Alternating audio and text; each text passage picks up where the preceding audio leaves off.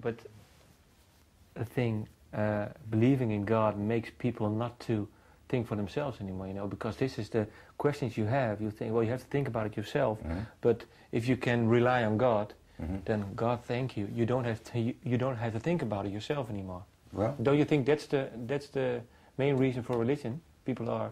I never really thought what the main reason for religion was. I just questioned it. You're probably right. In fact, I know you're right, because religion has hijacked that element of personal responsibility. Yeah. You have congregational euphoria. I remember running home from church. I mean, my feet weren't touching the ground. I felt high, a spiritual high, when I was 12. It was just incredible.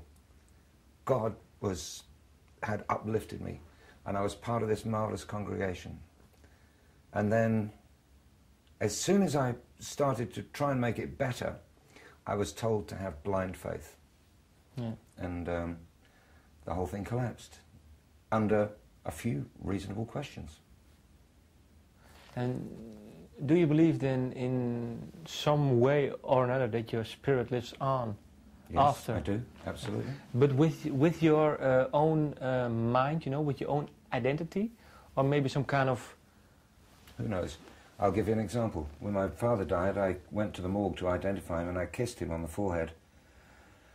And the actual act of kissing him seemed to act as a catalyst, and as I went outside, I was instantly aware of his presence inside me. I don't exactly know where, but I was very aware of his powerful presence inside me. Of course, it was symbolic. The kiss was symbolic. And he'd always been inside me since I'd started to be aware of my environment, and probably even genetically, but spiritually he had always been inside me. But it just became very obvious at that point, and it got me thinking about others who had died, who I'd recognized their presence inside me, relatives, people I hadn't even met, who had a strong, people I was influenced by, their words. And then I'm thinking, well, who was inside my father, and which ancestors, and this process that goes on and on and on. So I don't think I don't believe it's necessarily your own identity, your singular identity that is passed on from one generation to another. I think it's diffused. I mean, I'm a complex character now. I'm 60 years old, and I've been affected by an incredible amount of things during my life, and my ancestors. And my antecedents will be affected by the complexity of my nature, with whoever I may have annoyed or irritated or inspired or whatever during my lifetime.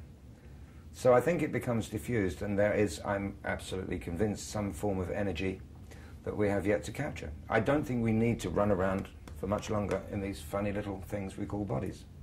And that's at the time when we will, of course, be able to travel faster than light and be unconfined by the worries of dark energy, for which there's a very simple answer, but they have the wrong hypothesis.